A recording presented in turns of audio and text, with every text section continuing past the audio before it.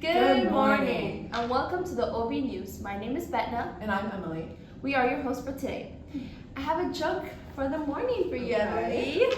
Why did the car apply for the job? Why? It wanted to shift gears in its career. Anyways, we bring you the latest on organizational challenge shaping the modern workforce. Today's top story, Uber. The ride-hailing giant is facing a major rollback, keeping its drivers committed to the company. Let's dive into the story. Since its founding in 2009, Uber has transformed the transportation industry, connecting riders to millions of drivers worldwide. While the company is known for offering flexibility and earning opportunities for its employees, there's a lesser-known side of the story. Uber drivers are independent contractors, and many report feeling isolated or disconnected from the company they work so hard to support. The issue is a lack of organizational commitment among Uber drivers. This challenge has persisted since Uber's rapid expansion in the mid-2010s. Many drivers say they struggle to feel valued and connected to the Uber, leading to disaffection and high turnover rates. Now we're sending you over to Davina, our field reporter, to look over the data we have collected. Hi, field reporter Davina reporting here. We're going to talk about the description of our data collection, which we use surveys. With our surveys, we were able to gain a general understanding of how Uber drivers feel about their commitment to the company. This allowed us to gain answers to closed questions and open questions, giving us insight on how each aspect shows their thoughts on Uber. Now, with this survey, there were limitations that could have arisen as, since our answers are from a 1 to 5 scale from strongly agree to strongly disagree, these answers could give us possibly no insight, as there is a middle option of neutral. Now, with our open-ended questions, we may also not have enough information to fully assume they're committed because they may not give enough information to say, oh, this is why I like Uber or why not. However, some strengths come from our survey. With our numerous closed questions, we are able to gain a better understanding of the demographic and why they're staying or going to leave Uber. With our open-ended questions, more qualitative data can be collected as there's no time limit to answer and there's no other person on the other side to peer pressure a correct answer or not. With our employees, we gained around 12 answers, giving a summary of how many have worked in the industry from a range of 1 to 5 years, showing how there are some noobs in the workforce straightly out of high school. And the age range is also in their 40s and 50s, showing the sense of maturity and knowledge that they are here in the company and not some students, again, fresh out of high school and college. Here are our many answers from our survey. With this data over here, we see that we gave a question of how often do Uber drivers receive recognition at work. We see that 60% say not at all, 20% say rarely, and 20% say often. We can see that in this workforce, not a lot of Uber drivers feel like they are rewarded for gaining more customers compared to others and feel like they have a sense of motivation to keep going. With our other survey response, we asked if they gained a satisfaction with their job. 80% said neutral, but that 20% said disagree. Even though it's more of a neutral side, we still have that 20% of the Uber drivers saying like, oh, they don't feel satisfied with what they're doing, causing them to be like, do I want to stay motivated once again to keep driving for this company? For our other question, we asked if they feel overwhelmed with their job. 60% said agree and 40% said neutral. Now this is kind of surprising as we think like Uber drivers might think it's easy, but it's causing them stress. And we gave an open-ended question to this closed question saying, oh, care to explain why they feel overwhelmed? And from this, many say they're stressed because they don't have this work balance or calmness to it. They have to think about getting lots of customers to gain the money they need and once again to make ends meet with their expenses.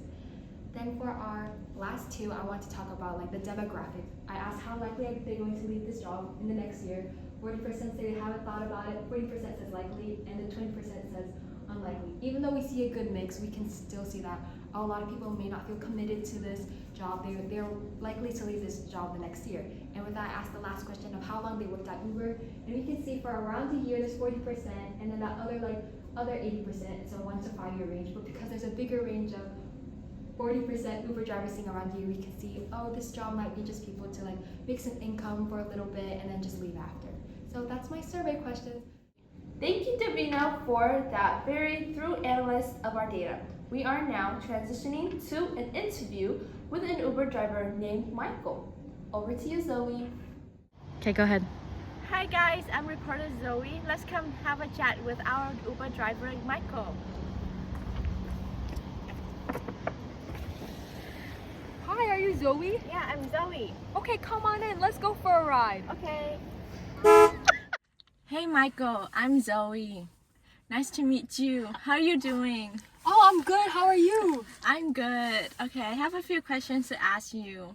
Okay. So the first question is, how often do you feel appreciated or rewarded for your efforts? Honestly, not very often. The only reward I get is occasional bonuses or incentive for completing a certain number of customers, but not really big rewards. Okay. So have you experienced feeling of burnout while working at Uber? If so, what factors do you think have contributed to this? Oh, I've definitely felt very burnt out, especially during busy times like the holidays. There's so many customers wanting to get a ride from me, and the main factors are the long hours I have to do because I do them for the main income, unpredictable earnings, and dealing with difficult riders because Uber doesn't really help me with those things. I'm so sorry. So what factors keep you committed to continue driving at Uber? Factors? Honestly, the flexibility. I get to choose my own hours and it works with my personal schedule. Okay, cool.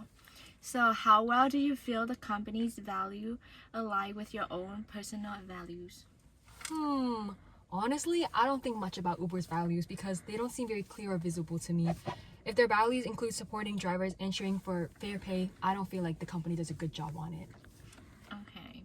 So have you ever considered leaving Uber for a similar role in different company? Honestly, yeah, if they have a better pay and better driving rules, I would. And I've thought about it. I'd probably make the switch. But honestly, to stay for Uber, they need to improve communication and incentives to show again that they really care about us drivers. Okay. So how do you feel about the support Uber provides to the employees? Oh my gosh, honestly, I don't feel like we get any support at all. Nothing at all. We're treated more like disposable workers that they just throw away and use. And if there's an issue with riders, the support process feels there's nothing. There's nothing. Really? Oh my god. Can you describe how the flexibility of your job affects your motivation to stay with the company? Like I said, flexibility is the main thing that keeps me motivated to stay here because I have my other responsibilities, but with the flexibility, I also don't feel motivated because there's really nothing to like keep me going since the pay feels very, very unstable. Okay. Can you share your passion for work can help you overcome with the difficulties of unstable income? I try to remind myself that I enjoy looking and seeing, driving around the city, meeting new people. But let's be real, when there's bills need to be paid, I can't think about that stuff. I'm worried about enough rides, and if I don't get them, again, they won't cover all of my expenses. I'm sorry. What aspects are the most important to you as you look to the future of the company? A big one, I want Uber to focus on treating their drivers fairly, whether that's through better pay, recognition, or better support systems. A path of a stable income and life would be really nice for them. Okay, last question for you. During your time at Uber, has there been any change in how you view the company? At first, when I got hired, I thought Uber was a great opportunity because of the freedom it offers. But over time, I got to understand that they don't prioritize anybody.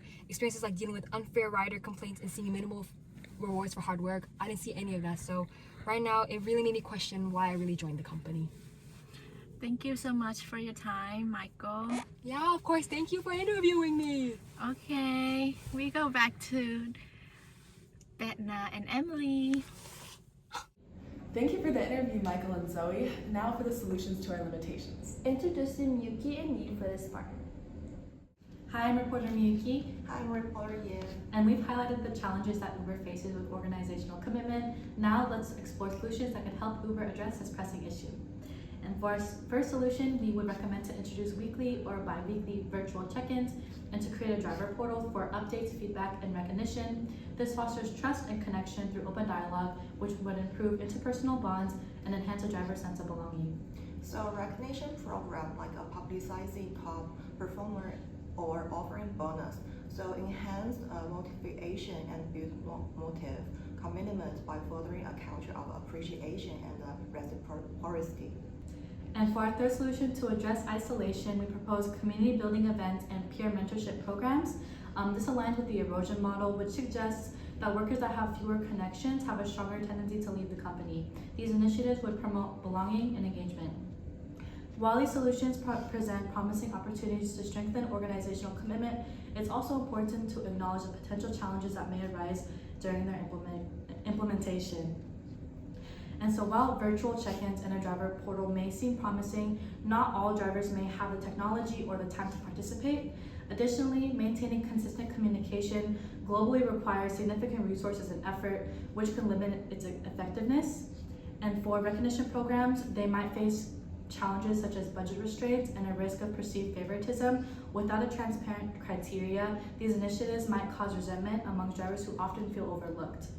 And for our third limitation, community building efforts may face logistical challenges, especially with drivers that have very irregular schedules and varying levels of interest. Organizing such initiatives across multiple locations and time zones may be costly and complex. And while these solutions offer promising ways to improve organizational commitment among Uber drivers, it's also essential to address these challenges thoughtfully. By implementing these strategies effectively, Uber can foster stronger connections with its drivers and create a more supportive and engaged workforce. Thank you for tuning in and stay with us to explore more about Christmas trees and decorating. Thank you everyone who helped with this story. That was our story about Uber and its drivers' commitment to the company. I hope these solutions come into play to help the organizational commitment of our Uber drivers. Coming up next, we have a holiday segment to talk about family reunions and tree decorating. That's our OB News, hosted by Betna, And Emily. signing out.